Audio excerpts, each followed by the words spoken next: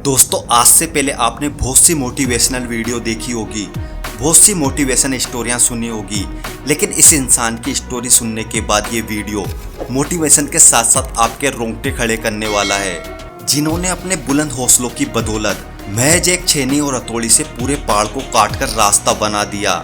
जो समझदार होते हैं वो सिर्फ बैठकर सोचते हैं और एक सरफिरा इंसानी इतिहास लिखता है, जो अपने जुनून और पागलपन की वजह से करोड़ों युवाओं के लिए मिसाल कायम कर जाते हैं। दशरथ मांझी का जन्म 14 जनवरी 1929 को बिहार के गलहोर गांव में हुआ, जहां कुछ जरूरी सेवाएं उन्हें बड़ी मुश्किल से मिलती। दशरथ मांझी जिस गांव में रहते, वहां से पास के कस्बे में जाने के लिए उनको एक पूरे पहाड़ को पार करना पड़ता। उस पहाड़ के पूरा चक्कर लगाने के बाद ही दूसरी तरफ पहुंच पाते। इस गांव के लोगों की छोटी सी भी जरूरत इस पहाड़ को पार करने के बाद ही पूरा होती। दशरथ मांझी का जन्म एक गरीब परिवार में होने की वजह से उनका पूरा परिवार आर्थिक स्थिति से जूझ रहा था, और इसी खराब स्थिति के कारण मांझी ने बहुत कम उम्र से ही काम करना शुरू कर दिया। बचपन से ही दशरथ मांझी अपने काम के सिलसिले में अपने घर से काफी दूर निकल जाया करते। उस गांव में काम न होने की वजह से गांव को छोड़कर झारखंड जाना पड़ा। झारखंड जाने के बाद उनको एक कोयला खदान में नौकरी मिल गई, जहां उन्होंने 10 साल तक मजदूरी का काम किया। 10 सालों तक कोयले की खदान में काम करने के बाद किसी वजह से अपने गांव गलहोर लौट आए। गलहोर आने के बाद उनकी शादी फाल्गुनी देवी से हुई। उनकी घर की कंडीशन ठीक न होने के कारण उनको पहाड़ी इलाकों में मजदूरी का काम करना पड़ता।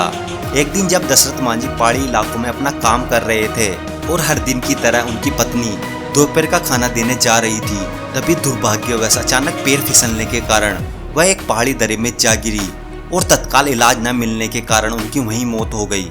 उनकी मौत का सबसे बड़ा कारण वही पहाड़ था। अपनी पत्नी की मृत्यु ने दशरथ मांझी को पूरी तरीके से झंझोर कर रख दिया। कैसे एक पहाड़ के कारण वह अपनी पत्नी को हॉस्पिटल नहीं ले जा पाए, जिसके कारण उनकी वहीं मौत हो गई। अब वो पहाड़ उनकी आंखों में सुई की तरह चुभने लग गया। उस दिन उन्होंने संकल्प लिया कि जिस निर्दयी पहाड़ ने उनकी बीवी की जान ली है, उस पहाड़ का सीना फाड़कर ही वो चैन की सांस लेंगे, उस पहाड़ को काट डालेंगे, जिसके रास्ता रोकने के कारण उसकी पत्नी की दर्दनाक मौत हो गई। अपने बुलंद हौसले और मजबूत इरादों से एक छोटी सी छेनी और हथौड़ी लेकर उस विशालकाय पहाड़ को तोड़ने में लग गए। जब गांव वालों को ये बात पता चली तो उनका खूब मजाक उड़ाया गया कि ये अपनी बीवी की मौत के सदमे में पागल हो गया। इतनी छोटी सी छेनी और हथौड़ी से कोई इतने बड़े पहाड़ को कैसे तोड़ सकता है। इतनी बेइज्जती के बाद भी ये बंदा अपने काम में जुटा रहा, और इसी तरह कई दिन बीतते चले गए। आग जैसी भरी गर्मी भी उनके हौसले को तस से मस नहीं कर पाई।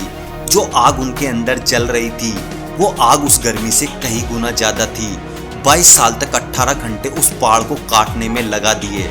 उनका बस एक ही लक्ष्य था, उस पहाड़ को काटकर रास्ता बना देना। जो उनके परिवार के साथ हुआ वह गांव के किसी और के साथ ना हो। 22 साल के कठिन परिश्रम के बाद 300 फीट लंबा, 25 फीट गहरा, 30 फीट चौड़ा रास्ता बनाने में कामयाब हुए, जिसे दशरथ मांझी रोड नाम दिया गया।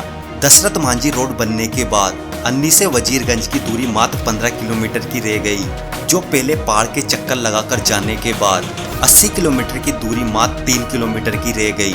जो लोग पहले मजाक उड़ा रहे थे, वही लोग उनकी कामयाबी पर ताली भी बजा रहे थे। इन लोगों के बारे में इतना मत सोचो, अपने विजन पर क्लियर रहो। टांग खींचने वाले हजारों मिलेंगे, लेकिन सहारा देने वाला एक भी नहीं होगा।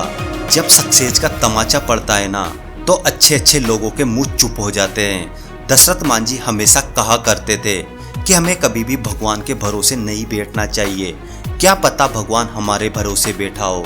अगर वीडियो अच्छी लगी हो तो लाइक शेयर जरूर करें। अभी तक चैनल को सब्सक्राइब नहीं किया हो तो चैनल को सब्सक्राइब भी कर ले। जय हिंद, वंदे मातरम।